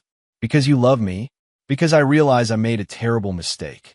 Jeffrey turned back to the railing and stared out his backyard. The garage sat in darkness, a monument to Jessica's deception and his own blindness. I need time to think about this. Of course. Take all the time you need. I'm going for a drive. Jessica grabbed his arm. Don't do anything rash, Jeffrey. Please. Like what? Like confronting Rhett. This isn't his fault, it's mine. Jeffrey removed her hand from his arm. I know exactly whose fault this is. He left Jessica standing on the porch and drove aimlessly through Chattanooga's suburban streets. His phone rang twice, Jessica calling, but he didn't answer. He needed her to think she'd succeeded in provoking him to violence. After an hour, he returned home to find Jessica pacing the living room, her phone pressed to her ear. He's back, she said into the phone. I have to go. She ended the call and turned to Jeffrey with anxious eyes. Where did you go? Driving. I was worried you might do something stupid. Like what? Like find Rhett and hurt him. Jeffrey sat in his chair and picked up the evening paper. I thought about it. Jeffrey, please promise me you won't confront him. He's still in a hospital. I know where he is. Jessica's face went pale. You didn't what? Didn't go to the hospital? Jeffrey folded the paper and looked at his wife. Should I have? No, absolutely not. That would only make things worse. How could things be worse than they already are? Jessica sat on the couch across from him. We can fix this. All of it. But only if you don't do anything that can't be undone. Jeffrey pretended to consider her words. What exactly are you proposing? I'll end things with Rhett. I'll tell the police I was confused about the assault. We'll go to counseling and work on our marriage. And in return, you promise not to take revenge on Rhett. He's just a man who fell in love with the wrong woman. Jeffrey almost admired Jessica's performance. Even while orchestrating his destruction, she managed to sound reasonable and conciliatory. I'll think about it, he said finally. Relief flooded Jessica's face. Thank you. That's all I ask. I'm going to bed. Will you sleep in our room tonight? Jeffrey looked at her for a long moment. No, I think the guest room is more appropriate until we figure this out. Jessica nodded sadly. I understand. Jeffrey went upstairs and listened to Jessica make a phone call from the kitchen. Her voice was too low to make out words, but her tone suggested satisfaction rather than distress. In the guest room. Jeffrey reviewed his hidden camera feeds. Jessica had indeed recorded their conversation on the porch, using a small device hidden in her purse. She'd also taken photos of his apparently angry reaction to her confession. Tomorrow, when she filed for emergency guardianship, she would present evidence of Jeffrey's violent threats and erratic behavior. The stage confrontation would seem to prove that he was dangerous and incompetent, that it was a sophisticated plan that might have worked against a different man. But Jessica had made one fatal error in her calculations. She'd assumed Jeffrey would react with emotion rather than strategy. Tomorrow morning, Jeffrey would show her the difference between the two approaches. Jeffrey woke at 5 a.m. and drove to a 24-hour diner across town. He ordered coffee and waited for his breakfast companion to arrive. Detective Walsh appeared at 6:30, looking tired but alert. She slid into the booth across from Jeffrey and ordered black coffee. "Mr. Rourke, Shelby Crawford said you have new information about the Corbin case." "I do. But first, I need to know if you'll take action on what I'm about to show you." "That depends on what it is." Jeffrey pulled out a tablet and showed her the security footage from his garage. Jessica and Rhett staging the assault, complete with careful planning and deliberate execution. Detective Walsh watched the video twice without speaking. When it finished, she leaned back in her seat and studied Jeffrey's face. "How long have you known?" "Since the day it happened. I suspected something was wrong and started investigating." "Why didn't you come forward immediately?" "Because I needed to understand the full scope of their plan." Jeffrey showed her the rest of his evidence: the emails, phone records, financial documents, and research on Jessica's previous victims. "Your wife is a serial predator," Detective Walsh said after reviewing everything. "She's done this before. 3 times that we've found. Possibly more. And you think she's planning to do the same thing to you?" Jeffrey showed her the guardianship petition Jessica had filed. "She's accelerating the timeline. I expect her to make her final move within the next few days." Detective Walsh made notes on her phone. "What do you want from me?" "I want you to arrest Rhett, Corbin, and Jessica for conspiracy, fraud, and filing false police reports. But I need you to wait until this afternoon." "Why?" "Because I want to give Jessica one last chance to incriminate herself." Detective Walsh studied Jeffrey's expression. "You're planning something." "I'm planning to give my wife exactly what she wants: a husband who's lost control." "Mr. Rourke, I can't be party to vigilante justice." "I'm not asking you to be. I'm asking you to arrest 2 criminals after they've provided you with irrefutable evidence of their crimes." Jeffrey explained his plan while Detective Walsh listened with growing admiration for his tactical thinking. "It's risky," she said finally, "but legal and effective. What if something goes wrong? Then you have enough evidence to convict them anyway." Detective Walsh agreed to wait until 4 p.m. before making arrests. That would give Jeffrey time to execute his strategy and collect the final pieces of evidence.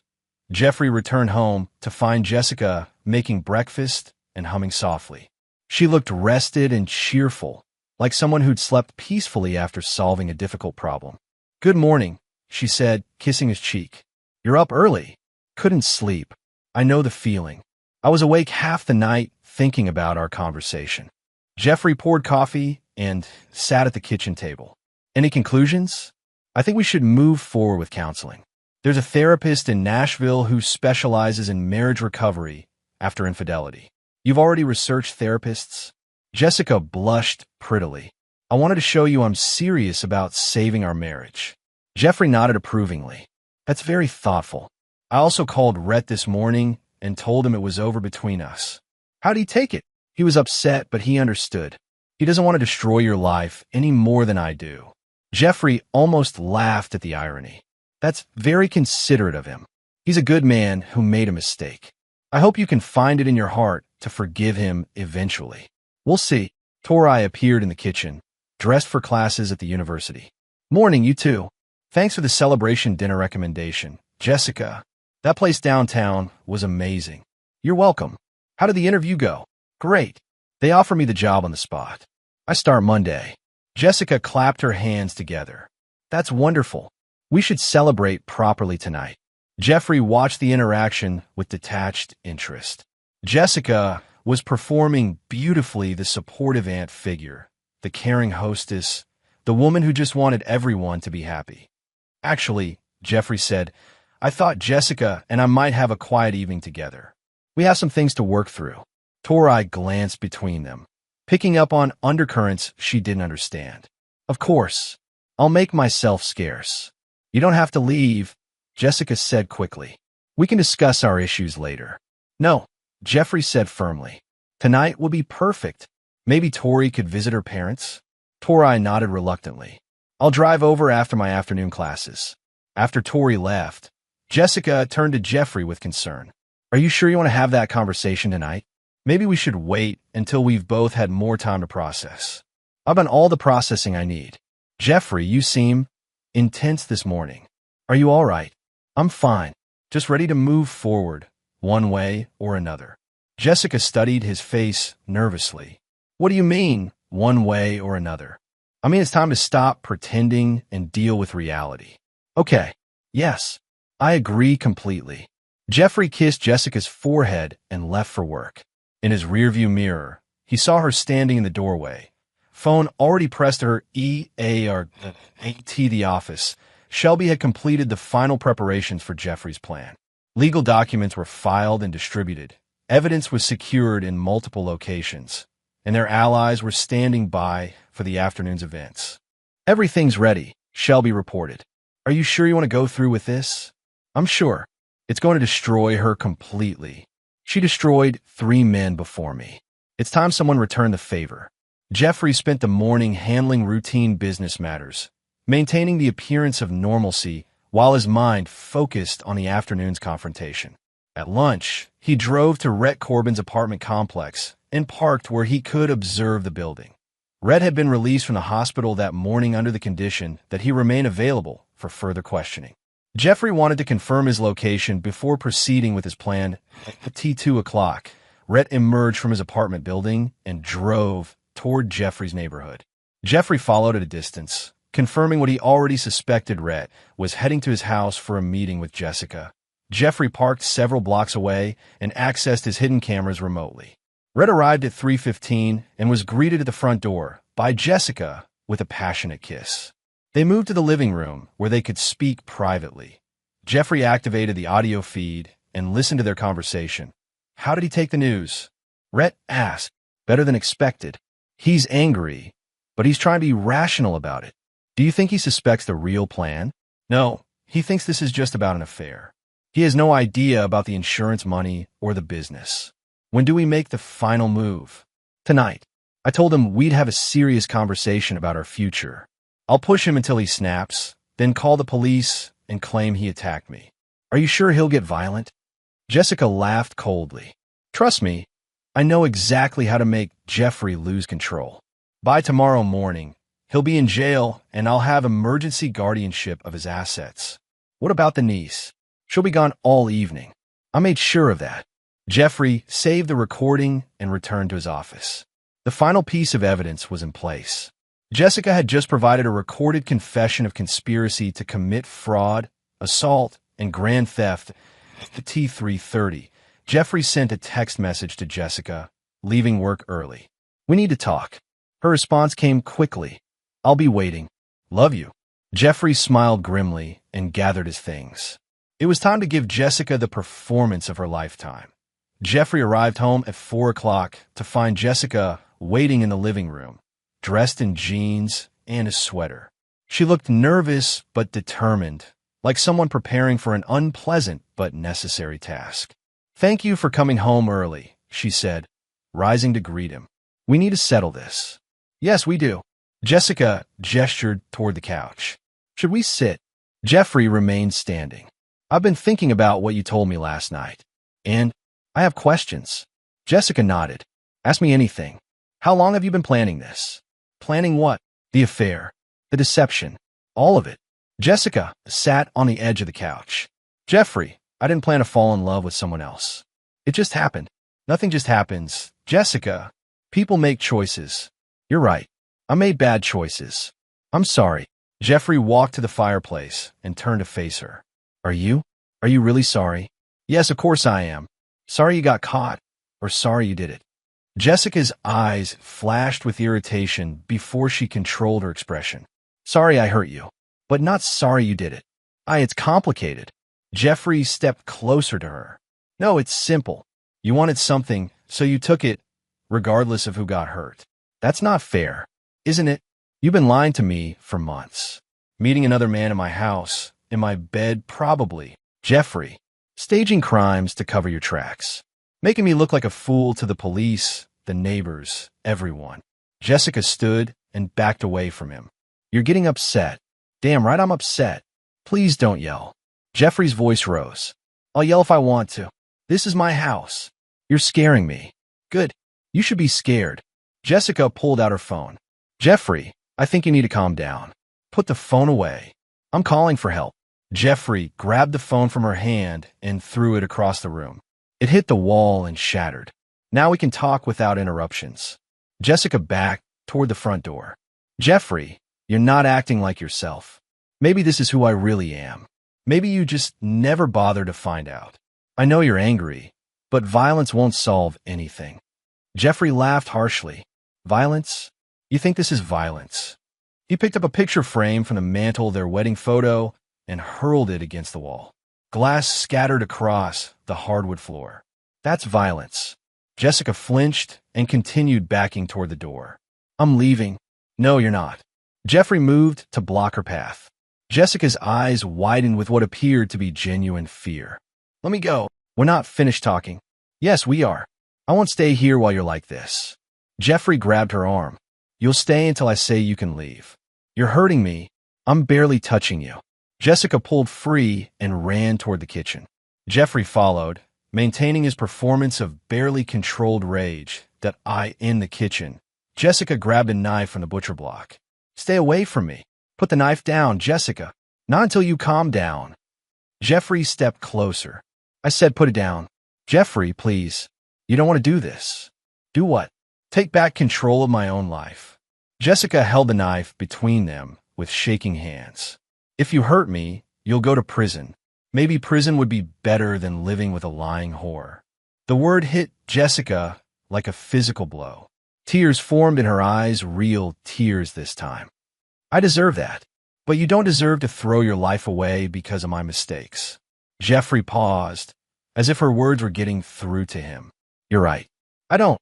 He stepped back and ran his hands through his hair. Jesus, Jessica, what have you done to us? Jessica lowered the knife slightly. We can fix this, but not if you do something we'll both regret. I already regret everything. Marrying you, trusting you, building a life with someone who was planning to destroy me. I wasn't planning to destroy you. Jeffrey's composure cracked completely. Bullshit. You think I'm stupid? You think I don't know what you and Rhett were really planning? Jessica's face went white. What are you talking about? The insurance money, the guardianship petition, the whole elaborate scheme to have me declared incompetent. Jeffrey, I don't know what you think you know, but I know everything. Jessica, I've known since the day you staged that pathetic assault in my garage. Jessica set the knife on the counter with trembling hands. You've known. Did you really think I'd fall for that amateur performance? Zip ties purchased in advance, clean hammer handle, no defensive wounds on your boyfriend. Jeffrey, I know about David Chun. I know about Michael Rodriguez. I know exactly what kind of predator you are. Jessica's mask finally slipped completely. The frightened victim disappeared, replaced by cold calculation. How long have you known? Long enough to document everything. Your phone calls, your meetings, your emails, your financial planning. All of it. Jessica straightened her shoulders. Then you know this conversation is pointless. Is it? You can't prove anything. It's all circumstantial evidence that could be explained away. Jeffrey smiled for the first time all day. You're probably right. Except for one thing. What? You just confessed everything on tape. Jessica looked around the kitchen frantically. There's no recording equipment here. Are you sure about that? Jeffrey pulled out his phone and played back the last 10 minutes of their conversation, including Jessica's admission that she knew about his investigation and her dismissive comment about circumstantial evidence. You bastard, Jessica whispered. I learned from the best. Jessica lunged for his phone, but Jeffrey easily evaded her. At the same moment, the front door burst open and Detective Walsh entered with 2 uniformed officers. Chattanooga Police. Nobody move. Jessica spun toward the officers with renewed hope. Thank God you're here. He attacked me. He threw me around and threatened to kill me. Detective Walsh looked at Jeffrey. Mr. Rourke, are you all right? I'm fine, Detective. Jessica Rourke, you're under arrest for conspiracy, fraud, filing false police reports, and attempted theft. Jessica's mouth fell open. What? You can't arrest me. He's the one who's violent. Ma'am, we have video evidence of you staging an assault and audio recordings of you admitting to an elaborate fraud scheme. The officers moved to handcuff Jessica, who began struggling and screaming. This is insane. Jeffrey, tell them what happened here. You attacked me. Jeffrey held up his phone. The whole conversation is recorded. Jessica, including the part where you threatened me with a knife. You provoked me. You grabbed me and threw things. Detective Walsh looked at Jeffrey questioningly. He nodded toward the living room. Check the cameras, detective. You'll see that Jessica grabbed the knife before I touched her, and that I never actually made physical contact except to block her path to the door. The officers led Jessica outside, while she continued protesting her innocence and accusing Jeffrey of manipulation and abuse. What about Rhett Corbin? Jeffrey asked. Already in custody, Detective Walsh replied. We arrested him at his apartment an hour ago. Found burner phones and fake identification documents. Will the charges stick with the evidence you provided? Absolutely. This is one of the most thoroughly documented conspiracy cases I've ever seen. Jeffrey walked to his living room window and watched the police cars drive away with Jessica. Neighbors had gathered on their lawns to witness the spectacle, the same neighbors who'd watched Jeffrey arrive home to his wife's supposed assault just days ago. The irony wasn't lost on him. The next morning, Jeffrey met with his attorney, Thomas Bradford, to review the legal ramifications of Jessica's arrest and plan his counteroffensive. The criminal charges are solid, Bradford reported. The DA's office is confident they can convict on conspiracy, fraud, and multiple counts of filing false reports. What about the guardianship petition? Withdrawn automatically when she was arrested. But Jeffrey, there's something else you need to know. Bradford opened a thick file and spread documents across his conference table. I had a forensic accountant review Jessica's background, and we discovered something remarkable. Jeffrey leaned forward. What kind of something? Jessica's marriage to you was never legally valid. Jeffrey felt the ground shift beneath him. What do you mean? Her previous marriage to David Chun was never officially dissolved. She filed divorce papers in Arizona, but never completed the process. Technically, she was still married to David when she married you. So our marriage is void, completely void, which means she has no legal claim to any of your assets, personal or business. Jeffrey absorbed this information with growing satisfaction. She can't claim spousal privilege in court either. Exactly. And it gets better. Because your marriage was fraudulent from the beginning, she's liable for any financial damages you suffered as a result of her deception. Bradford showed Jeffrey a preliminary damages calculation. Between the business disruption, legal fees, investigative costs, and emotional distress, we're looking at roughly $200,000 in compensable damages. Can we collect? She has assets. The engagement ring alone is worth $50,000, and she has savings accounts in multiple states under various names. Jeffrey studied the documents with growing admiration for Bradford's thoroughness. How did you find the hidden accounts? Financial forensics. Once we knew what pattern to look for, tracking her assets became straightforward. Bradford pulled out another file. I also contacted the families of David Chun and Michael Rodriguez. They're interested in pursuing civil actions against Jessica for wrongful death and fraud. Coordinated lawsuits, a consortium approach, pool resources, share evidence, maximize pressure on Jessica to settle rather than fight multiple cases simultaneously. Jeffrey approved the strategy and authorized Bradford to coordinate with the other victims' families. By afternoon, a comprehensive legal assault on Jessica's remaining assets was underway. Meanwhile, Shelby had worked with the police to freeze Jessica's bank accounts and secure her property before she could transfer or hide assets from jail. She's been living off stolen money for years, Shelby reported. David Chin's estate, Michael Rodriguez's life insurance, and cash she took from both men before they died. How much? Approximately $1.2 million across various accounts. Jeffrey felt grim satisfaction at the number. Enough to compensate her victims' families and finance her own legal defense, ironically.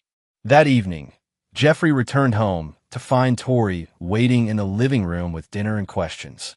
Uncle Jeffrey, what exactly happened yesterday? The neighbors are saying Jessica was arrested. Jeffrey told Tori the whole story: Jessica's deception, her previous victims, and the elaborate plan to destroy his life and steal his assets. I knew something was wrong, Tori said when he finished. The way she kept asking about my schedule, and how nervous she seemed whenever you were around. You were right to be suspicious. What happens now? Jessica goes to trial. I rebuild my life. And hopefully, the families of her previous victims get some measure of justice. I hug her uncle tightly. I'm so sorry you went through this. I'm not. It showed me what I'm capable of when someone tries to destroy me. The next week passed in a blur of legal meetings, police interviews, and media attention. The story of Jessica's elaborate fraud scheme made national news as investigators uncovered the full scope of her crimes. Rhett Corbin, faced with overwhelming evidence and the prospect of a long prison sentence, agreed to cooperate with prosecutors in exchange for a reduced sentence. His testimony filled in the final details of Jessica's plan and provided additional evidence against her. The trial date was set for 6 months in the future, giving both sides time to prepare their cases. Jeffrey's attorney was confident of conviction on all counts. 3 weeks after Jessica's arrest, Jeffrey received an unexpected visitor at his office. Jessica's lawyer, a slick defense attorney named Marcus Webb, wanted to discuss a plea agreement. My client is willing to plead guilty to reduce charges in exchange for a lighter sentence, Webb announced. Jeffrey listened without expression. What kind of reduced charges? Fraud and filing false reports. Dismiss the conspiracy charges and she'll serve 2 years maximum. What does she offer in return? Full cooperation in recovering stolen assets and testimony against any other accomplices we haven't identified yet. Jeffrey considered the offer. 2 years seemed light for someone who destroyed multiple lives, but would spare him the ordeal of a lengthy trial and ensure Jessica faced some consequences for her actions. I'll discuss it with the DA, Jeffrey said finally. There's one more thing, Webb added. Jessica wants to see you. She says she has something important to tell you. Jeffrey felt no curiosity about what Jessica might want to say, but he agreed to a supervised meeting at the county jail. 2 days later, Jeffrey sat across from his wife in a star conference room while a corrections officer watched from a corner. Jessica looked tired and older, wearing an orange jumpsuit that drained color from her face. Thank you for coming, she said quietly. Jeffrey waited for her to continue. I want you to know I never intended for things to go this far. Which things? Any of it. The plan was supposed to be simple, provoke you into doing something rash, then use it to claim the insurance money. I never wanted to hurt you personally. Jeffrey almost laughed. You wanted to have me committed to a psychiatric facility and steal everything I'd built. How is that not personal? Jessica looked down at her hands. You wouldn't understand. Try me. I've been running scams since I was 18. It's the only life I've ever known. Men like you, successful, trusting, emotionally available, you're easy targets. Targets for what? For women like me. Women who learned early that men will give you anything if you know how to manipulate their emotions. Jeffrey studied Jessica's face, looking for any sign of genuine remorse. Do you feel guilty about David Chun? About Michael Rodriguez? I feel guilty about their deaths, but not about taking their money. Why not? Jessica looked up at him with cold eyes. Because they were weak. They let their emotions control them instead of thinking strategically. Like you thought I would. Yes, but you surprised me. How? You played the game better than I did.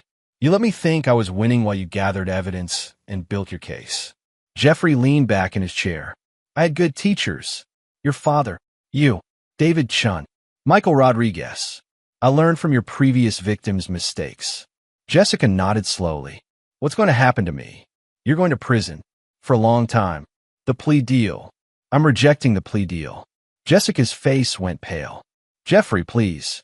2 years is already a lifetime for someone like me. Someone like you destroyed 3 men and ruined their families. 2 years isn't justice, it's a vacation. I can give you information about other women doing the same thing. There's a whole network. Detective Walsh already has that information. Rhett Corbin was very cooperative once he realized you'd thrown him under the bus. Jessica's composure finally cracked. You can't do this to me. I'm not doing anything to you. You did it to yourself. I'll fight the charges. I'll claim self-defense, mental illness, whatever it takes. Jeffrey smiled coldly. Good luck with that. The jury will see the same evidence. I saw video of you staging a crime, audio of you confessing to fraud, and documentation of your pattern of destroying innocent men. Those men weren't innocent. They were weak, and you're a predator. The difference is, weak men don't deserve to die for their weakness. Jeffrey stood to leave. Jessica grabbed his arm across the table. Jeffrey, please. I know I hurt you, but we had something real once. Can't you find it in your heart to show mercy? Jeffrey looked down at her hand on his arm, then into her eyes. Did you show mercy to David Chun when he begged you to stop the commitment proceedings?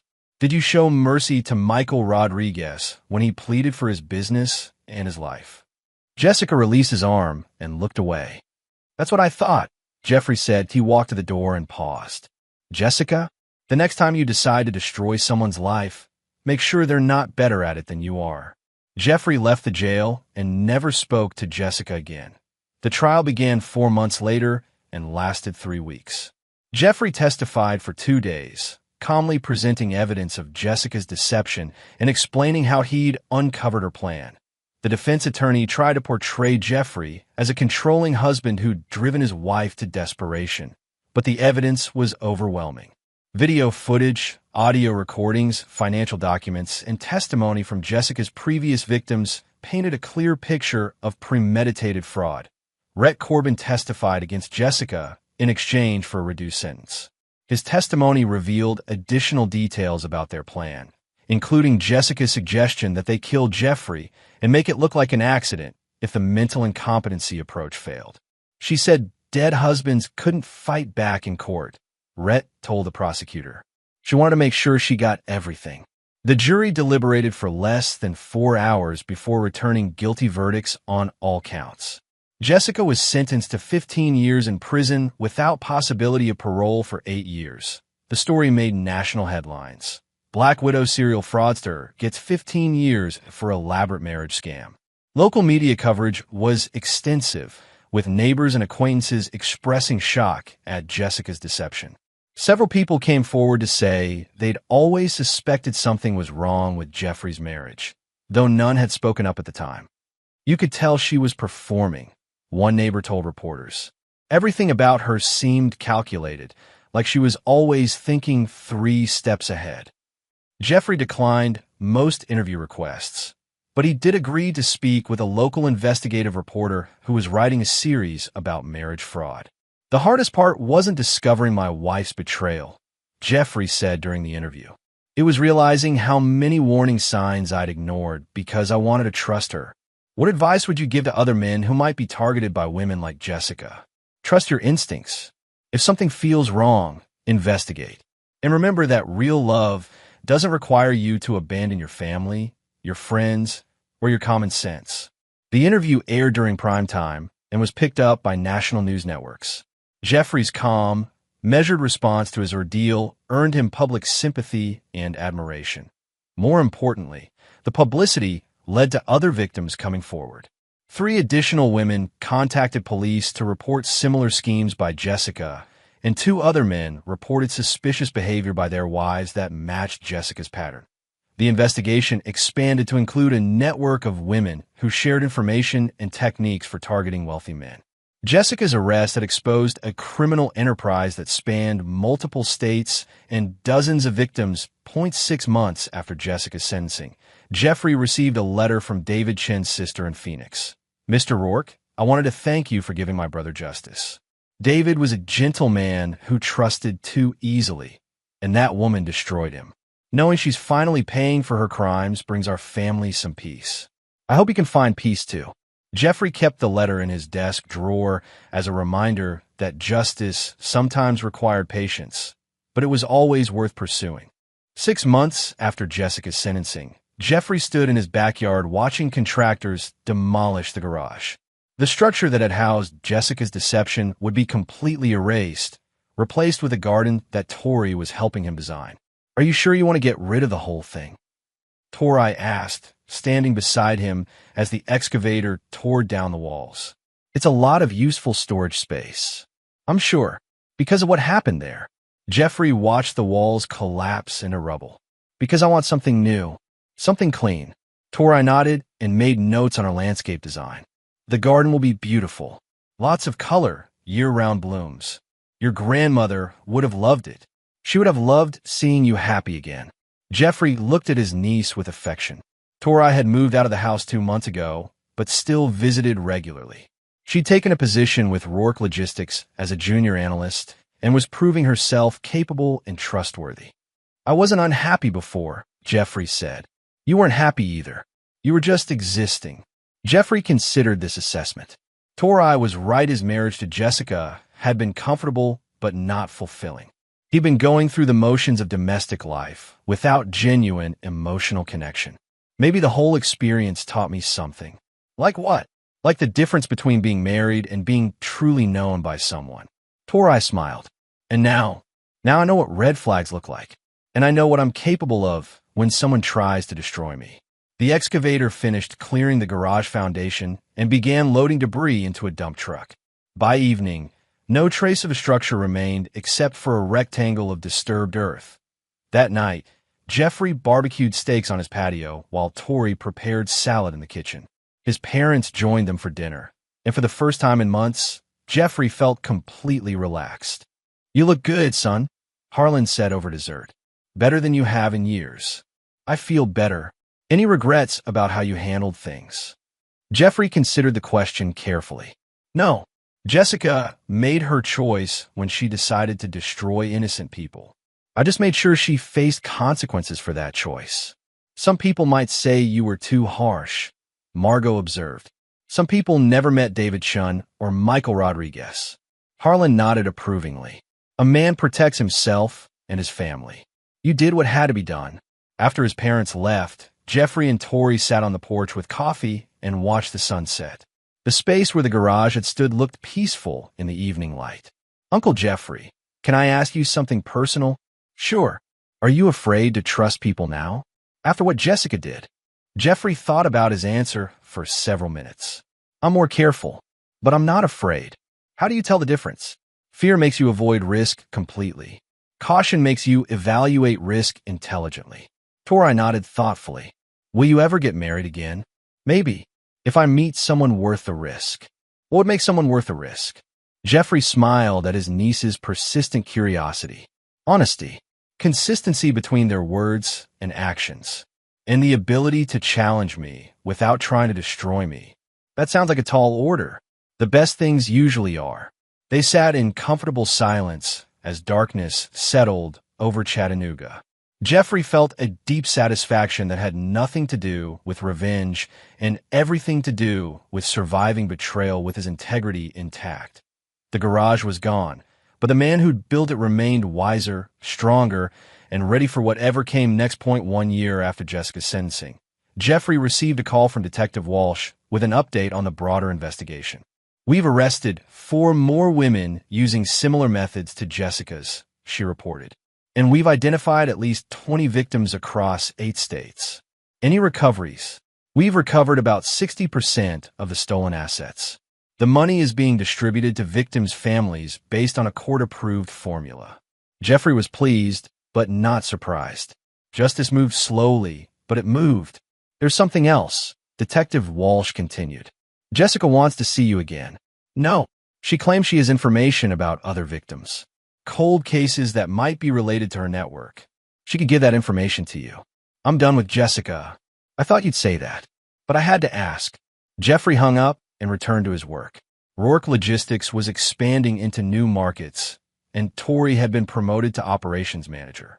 The business that Jessica had tried to steal was thriving without her.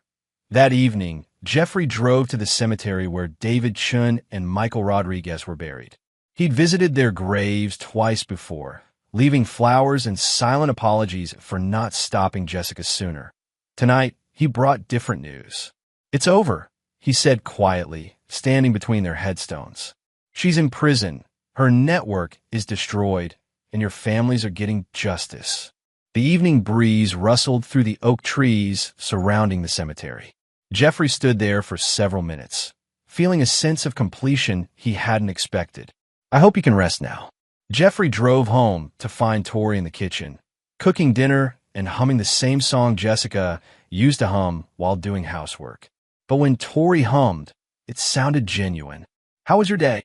Tori asked. "Productive." "Yours?" "Great. I closed the Henderson contract renewal and set up 3 new client meetings for next week." Jeffrey felt pride in his niece's accomplishments. She'd inherited the family talent for business and combined it with genuine integrity. "I'm proud of you, Tori." "Thanks. I learned from the best." They ate dinner on the patio overlooking the garden that had replaced the garage. Flowers bloomed in careful patterns that would provide color from spring through fall. The space felt peaceful and alive. After dinner, Jeffrey walked through his garden and stopped at the spot where the garage door used to be. A fountain now occupied that space, with water flowing over smooth stones in a gentle, constant rhythm. The sound was soothing and clean, nothing like the silence that had filled the garage when Jessica was staging her assault. Jeffrey's phone buzzed with a text from an unknown number. For a moment, he wondered if Jessica had somehow gotten access to communication from prison. But the message was from someone else entirely. "Mr. Rourke, this is Sarah Morrison. My husband died last year under suspicious circumstances, and I think his wife might have done something similar to what your wife did to you. Could we talk?" Jeffrey stared at the message for a long moment. Jessica's network was destroyed, but apparently other predators remained active. He typed back, "Call Detective Walsh at Chattanooga PD. She's the expert on these cases now." Then he added, "And be careful. Trust your instincts." Jeffrey deleted the message thread and put his phone away. He'd done his part by stopping Jessica and exposing her methods.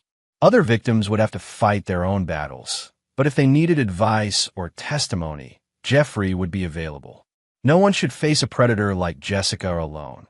The fountain continued its gentle music as Jeffrey walked back to his house.